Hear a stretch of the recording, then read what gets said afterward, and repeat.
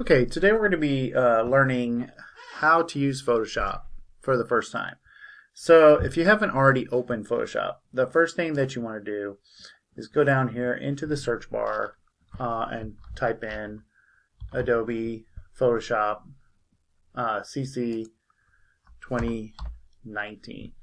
Okay, so if both 2018 and 2019 are installed, like on this computer, always choose 2019. Go ahead and click on that and open. Okay. Once it's open, then the first thing I want you to do is we're going to go to File, Open, and I want you to download these pictures to your desktop. And we're going to open image 5631, which is this picture of the horses, which you should see in a minute.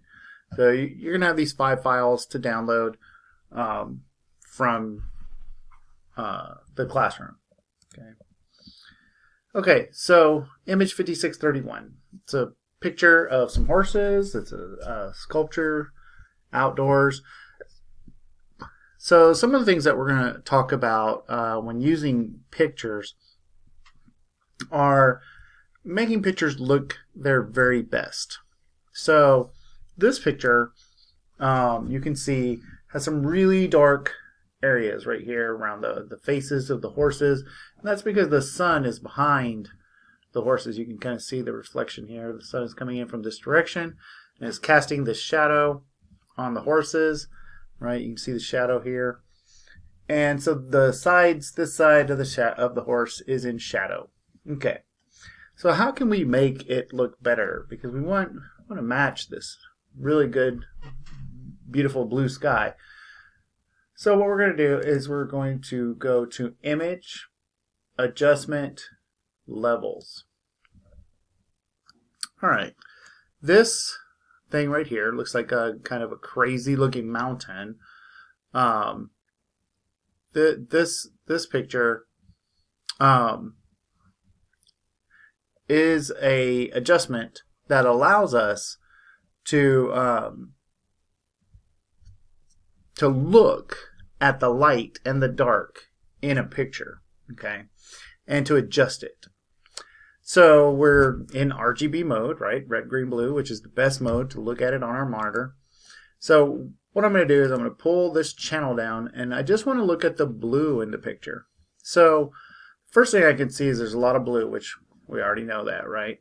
So I want to back some of this blue off because it's really just a little too blue. So this is the bright side of the picture, and this is the dark side of the picture. So I'm going to back off some of the blue in this picture. See how the green spikes here at the end of the histogram? That's what this mountain is called, a histogram. Okay, so I'm going to back off some of the green. Not so much that it turns green, right? But just back off some of the green just a little bit. And then the red, same thing. Back off some of the red. Not so much that it turns red, but just a little bit of the red. And you're probably thinking, well, that didn't change anything, right?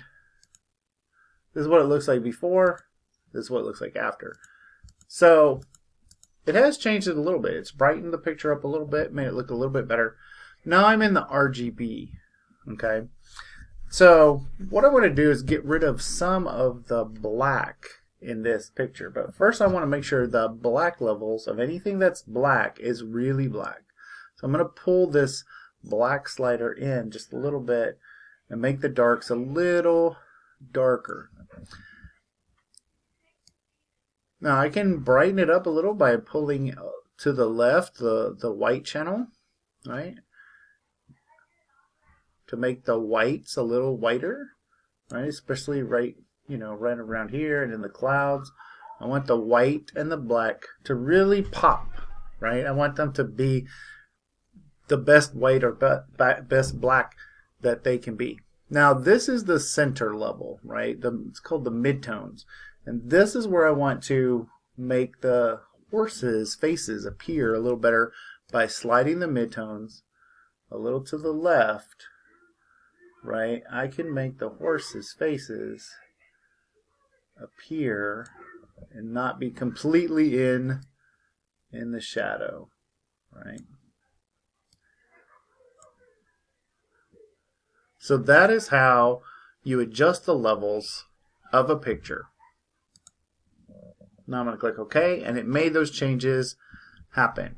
So let's talk about the next thing. Under Window, I want you to click History, right? And you can move this somewhere else. Let's just put it over here. Pop it into this. And in fact, we can get rid of this whole right-hand column by getting that little thing out of the way. Okay. I can also click it where I add it to this tab right here with Properties and Adjustment. Just drop it into the empty space. Okay. So now I can see that I have opened the picture and now I have adjusted the levels. So notice I can go backwards and forwards. Like that's what it looked like when I started. That's what it looked like after I adjusted the levels. Okay. So you can see the difference after I leveled the picture. Okay, the next thing that I'm going to do is we're going to crop the picture. Okay, so we're going to change our tool. We've been using the Move tool. Now we're going to use the Cropping tool. So this is the first tool that we're going to talk about. Okay, so you notice when I click on the Cropping tool, right, it gives me these little adjustments here, here, here, here, around the edges. Okay. I can also click on the picture and it gives me what is called a rule of thirds grid.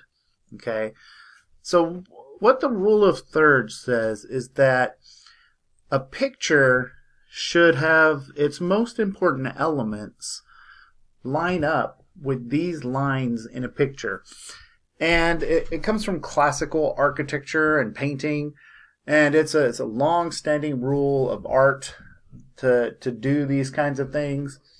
So you notice if I move my horses over by grabbing this bottom left-hand corner, right, and pushing it in, right, I can get the horses on this rule of thirds line, this one on the left, right. I can also crop out some of this unnecessary space on the right-hand side of the picture too. Maybe about that much.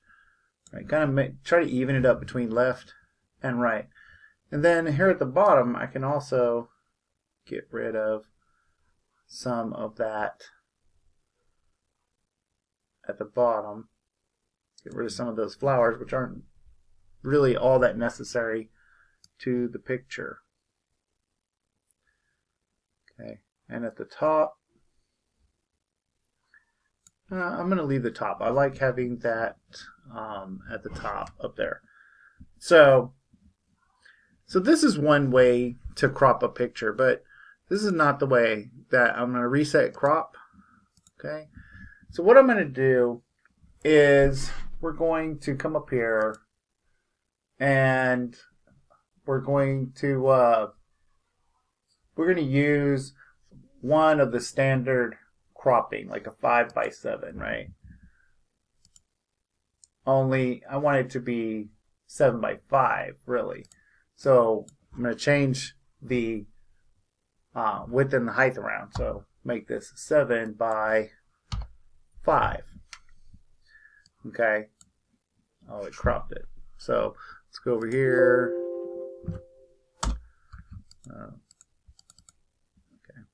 We're going to back up in our history. See why we use our history over here?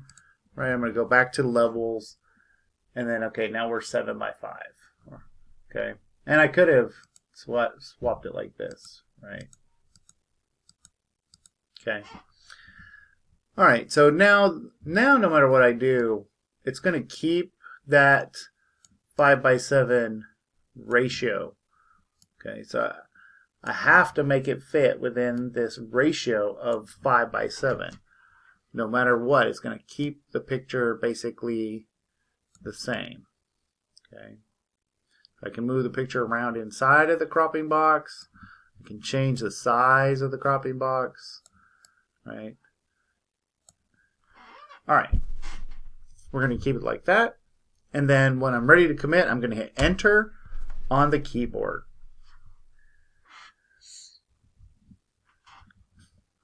So we have cropped, we have done our levels and cropped our first picture.